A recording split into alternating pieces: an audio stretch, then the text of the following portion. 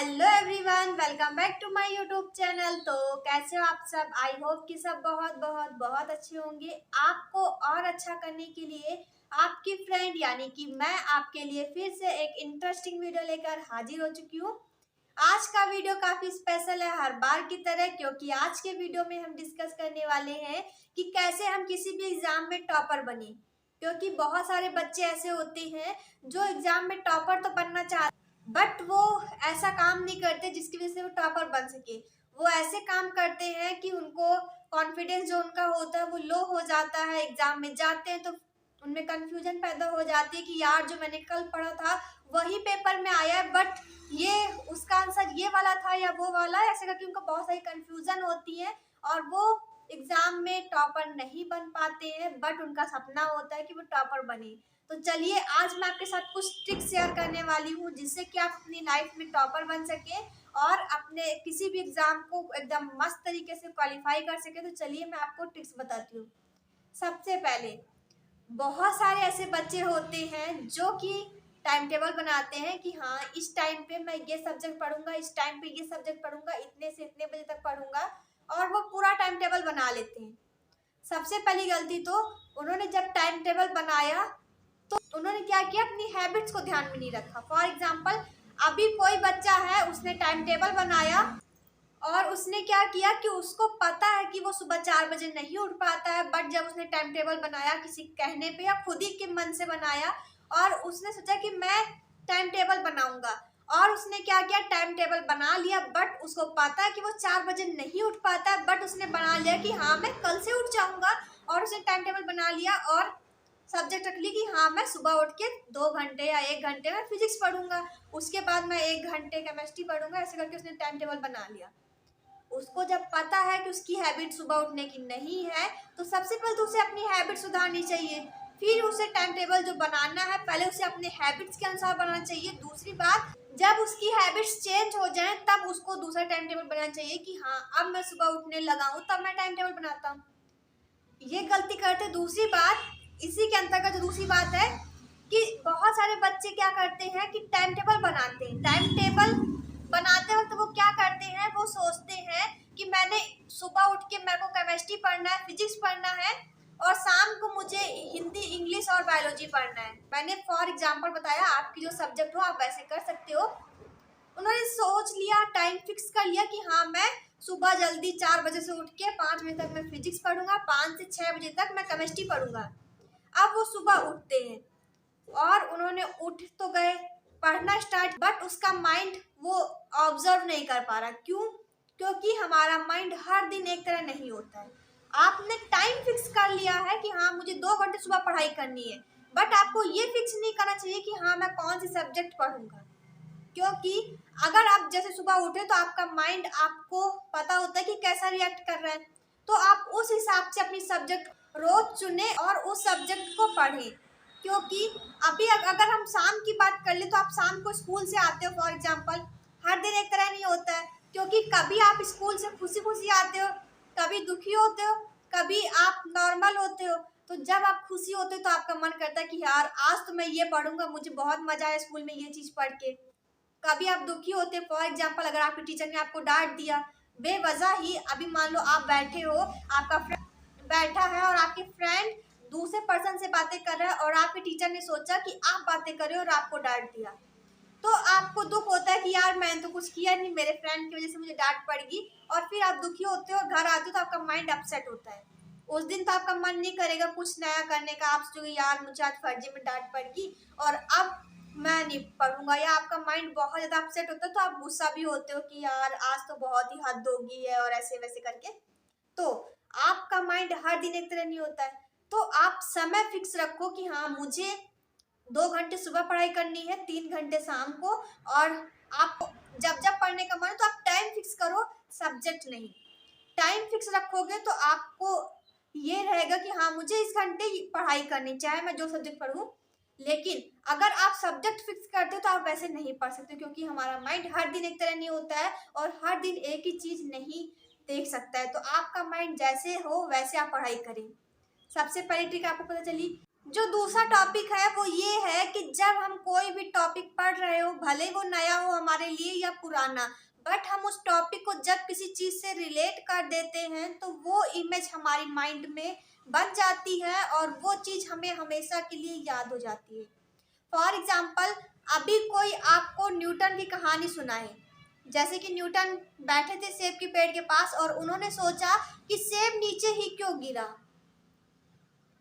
तो उन्होंने सोचा ऐसा, और ये सारी इमेज आपके माइंड में बन रही होगी क्योंकि आपने कहानी ये हजारों बार सुनी होगी, कहीं ना कहीं सुनी होगी, और आपको वैसे ही याद आ रहा होगा कि हाँ, न्यूटन सेब के पेड़ के पास बैठे हैं और जब सेब नीचे गिरा तो न्यूटन ने सोचा कि ये नीचे ही क्यों गिरा, ऊपर क्यों नहीं गया। वैसे ही जैसे कि आपके माइंड में इमेज आ रही है कि न्यूटन बैठे हैं, वो सोच रहे हैं कि सेब नीचे क्यों गिरा, ऊपर क्यों नहीं गया, वैसे ही अगर आप किसी टॉपिक को पढ़ रहे हो और आप उस टॉपिक को किसी चीज से रिलेट करा देते हो तो आपको भले ही वो टॉपिक ना याद हो, बट जब आपसे कोई वो टॉपिक पूछेगा तो आपने जिस चीज से रिलेट कराया था वो चीज आपके माइंड में आती है और आपको हर चीज याद आती कि अरे हाँ, मैं तो वहां बैठा था, ऐसे सोच रहा था, उस वक्त मैंने इस चीज से इसको रिलेट किया था, उस वक्त मैं क्या सोच रहा था, उस वक्त क्या नाम आए थे, ऐसे करके आपको पूरी चीजें याद आ जाएंगी। अपने भाषा में लिख सकते हो। वैसे ही आपको ध्यान रखना है, आपके लिए कोई भी टॉपिक नया हो पुराना हो, बट उसे किसी ना किसी चीज से रिलेट करें। नहीं रिलेट कर सकते हो तो कोई ना कोई उसके ऊपर कहानी बनाओ, किसी ना किसी पर्सन को या खुद ही के ऊपर, या कोई आपके घर में कोई ऐसा सामान है उस चीज से रिलेट कर दो, ताकि आप उस टॉपिक के बारे में कोई क्वेश्चन पूछता है तो आपने जिस चीज से रिलेट कराया था वो चीज आपको याद आए।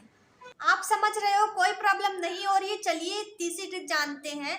जो तीसरी ट्रिक है वो ये है कि जब हम किसी टॉपिक को पढ़ रहे हो तो हमें ध्यान रखना है कि हमें उस चीज को एक ही जगह बैठ के नहीं कवर करना है। फॉर एग्जाम्पल, अभी मैं कोई किताब पढ़ रही हूँ, मुझे किताबें पढ़ना पसंद है, तो मैं किताब पढ़ रही हूँ और उस किताब को मैं लगातार एक ही जगह बैठ के पढ़ रही हूँ। अभी मेरा माइंड मुझे थकावट फील कराएगा, बट अगर मैं जगह चेंज कर करके पढूं, चल चल के पढूं, जैसे घूमते हुए लोग पढ़ते अगर वैसे पढूं, या मैं जहाँ बैठते थे एक वक्त वहां से चेंज करके दूसरी जगह जाके बैठ के पढ़ाई करूं, तो मेरा माइंड फ्रेश रहेगा। मैं उस चीज को बहुत ज्यादा अच्छे से कवर कर सकती हूँ उसकी अपेक्षा जब मैं एक जगह बैठ के पढ़ूंगी, क्योंकि उस वक्त मेरा माइंड जो मेरे आसपास का बैकग्राउंड होता है उसी को देख देख के वो अजीब फील करता है, यानी कि बेचैनी फील करता है, ये सोच के कि यार ये तो वही जगह वही बैठ के पढ़ रही है एक ही चीज लगातार। बट जब हम स्थान चेंज कर देते हैं, अपने आसपास का वातावरण चेंज कर देते हैं, तो हमारा माइंड एक बेहतर तरीके से काम करता है।